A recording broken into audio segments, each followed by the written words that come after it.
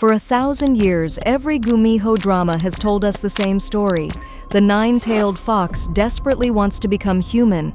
She falls in love, she cries, she sacrifices everything for that one person who can make her feel human. But what if I told you there's a Gumiho who said absolutely not? What if a Gumiho loved being a fox so much that becoming human was literally her worst nightmare? What if instead of chasing humanity, she's running away from it?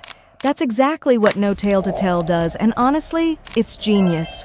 This drama breaks every single rule you thought existed in K-drama, and in the next 15 minutes, we're breaking down why this might be the most revolutionary Gumiho story ever told. Welcome back to the channel.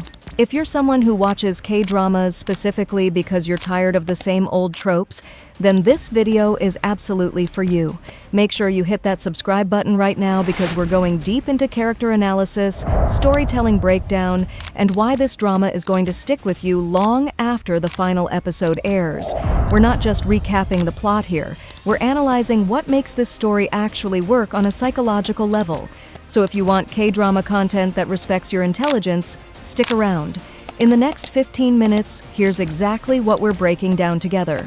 First, we're going to look at why this reverse Gumiho trope is actually revolutionary and how it completely flips every expectation we have from this genre. Second, we're examining the character dynamics between Eun-Ho and Si-yeol that honestly have no competition in K-drama right now. Third, we're doing a deep dive into why Kim Hye-yoon's casting is literally perfect for this role and how her performance is a masterclass in subtle acting.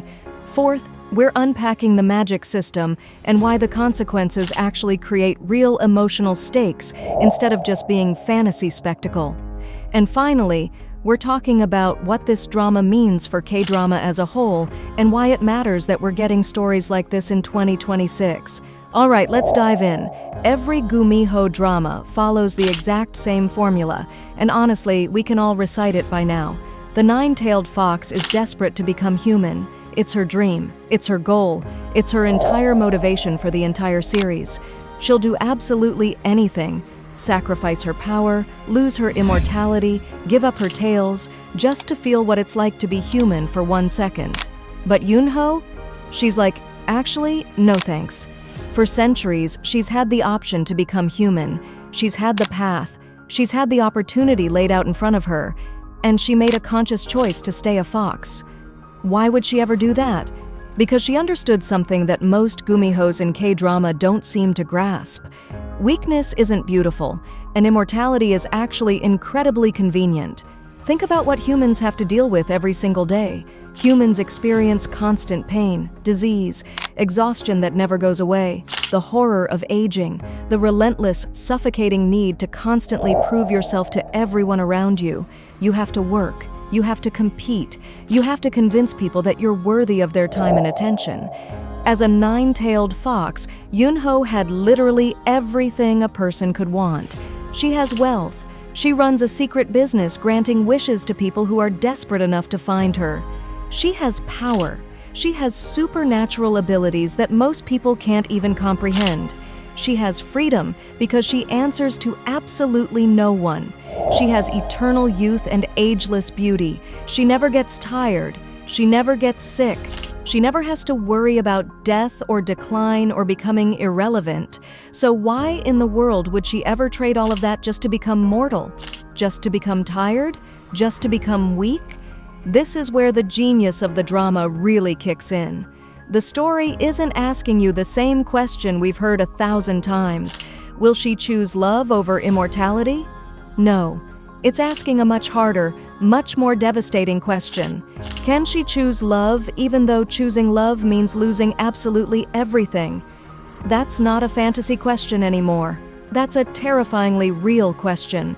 Because now her emotional journey isn't some magical fantasy arc where she learns the beauty of being human and everything is beautiful and she gets her happy ending. Her journey is one where she's losing her identity, her power, her safety net, and potentially her entire future. And she has to decide if one person is worth that sacrifice. That's actually devastating. That's not typical K-drama romance territory. That's profound. No Tale to Tell does exactly that. It takes the Gumiho legend that we've seen 100 times in My Roommate is a Gumiho, in Tale of the Nine-Tailed, in countless other dramas, and asks a completely different question. What if the Gumiho was actually right? What if staying detached wasn't cowardice but wisdom? What if becoming human wasn't destiny or beautiful transformation but actually a mistake? What if love wasn't the happy ending but the sacrifice? This isn't a love story in the traditional sense. This is a tragedy that feels like a love story. This is a story where love means loss. This is a story where choosing someone means losing yourself. And that's why this drama is going to stick with you long after the final episode ends. Because it's not asking you to celebrate their love in the way typical K-dramas do. It's not asking you to believe that love conquers all and everything will be fine.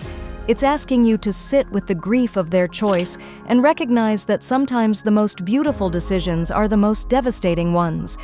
It's asking you to question whether love is always worth the price. It's asking you to think about what you would sacrifice for someone. It's asking you to recognize that happiness isn't always the same as satisfaction, and victory isn't always the same as winning. That's the kind of storytelling that stays with you. That's the kind of K-drama we need more of. Here's my question for you, and I genuinely want to know your answer.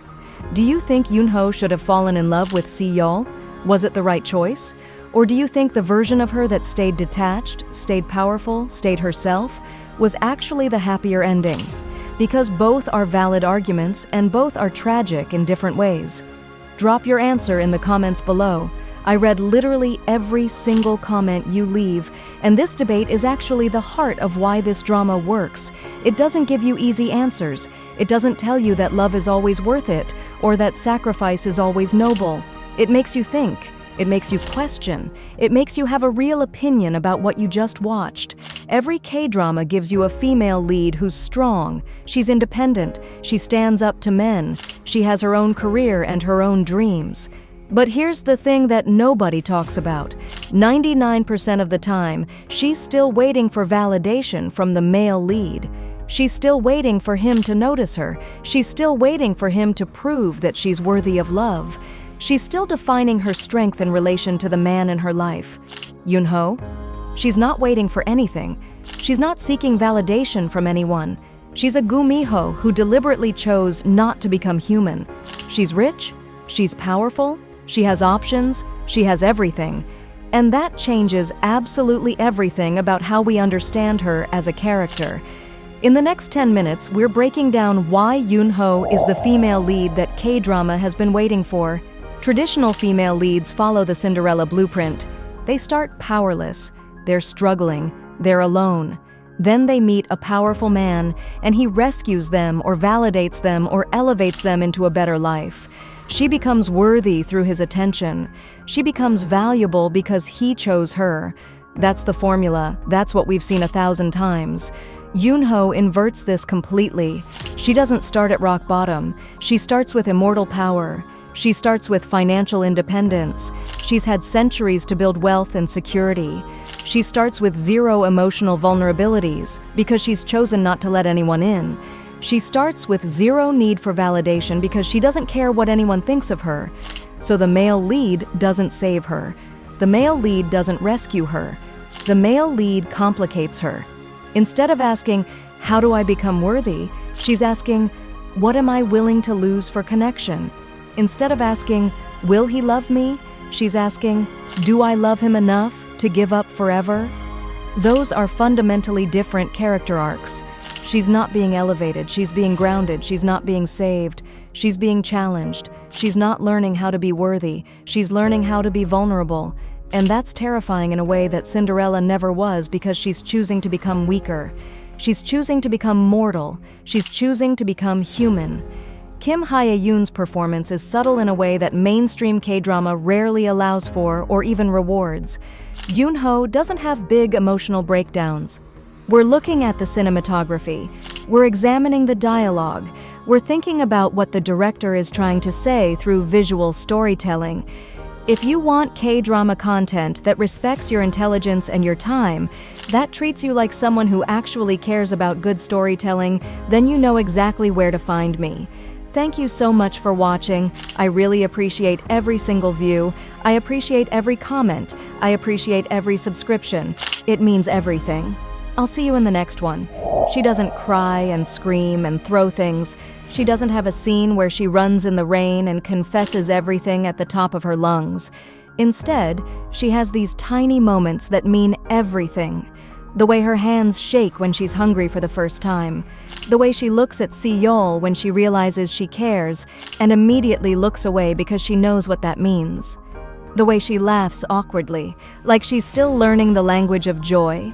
The way she experiences cold or pain or exhaustion for the first time, and you can see the shock on her face. That's not weak acting.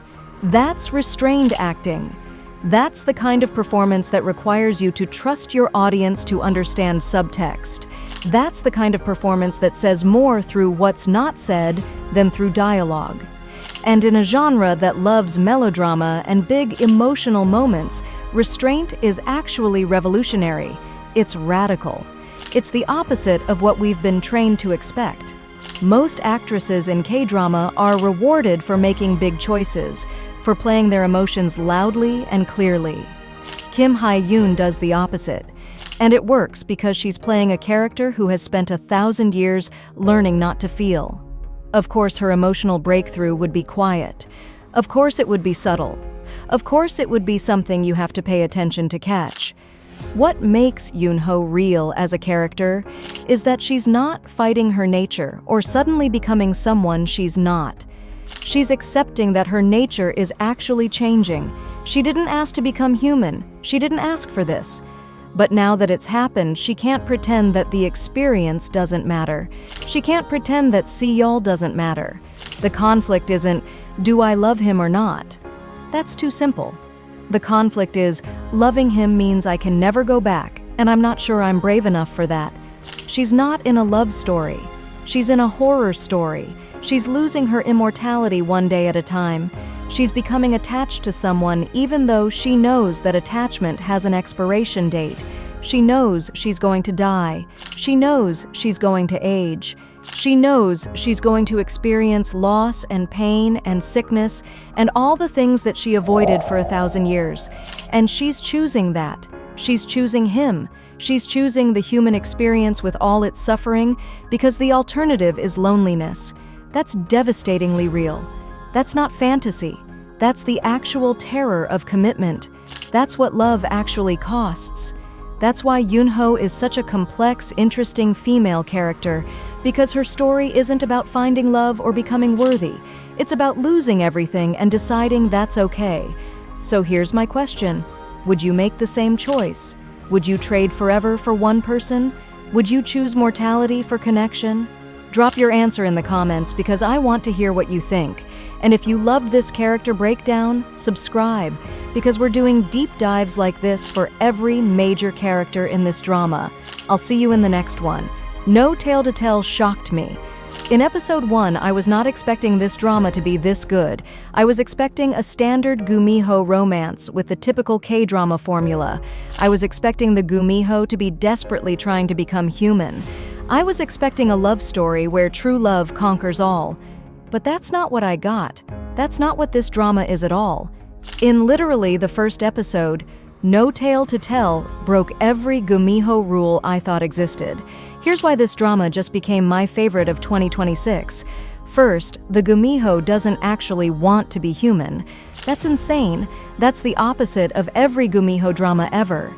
Eun-Ho has spent centuries choosing not to become human, and when she accidentally does, she's horrified. She's not thrilled. She's not learning the beauty of humanity. She's losing her immortality and her power, and she's angry about it. That's such a refreshing take on this legend because it asks a different question. What if immortality was actually the right choice? Second, Kim Yoon is absolutely crushing this role. Her performance is so subtle and so controlled. She's playing a character who has learned not to feel, and watching her learn how to feel again is absolutely devastating. It's not dramatic crying, it's quiet, it's real. Third, the romance isn't toxic and manipulative, which is honestly shocking for a K-drama. Si-yeol isn't trying to change her or fix her. He's just treating her like a person. Fourth, the emotional stakes are actually real because of the magic system. The more she loves him, the more human she becomes.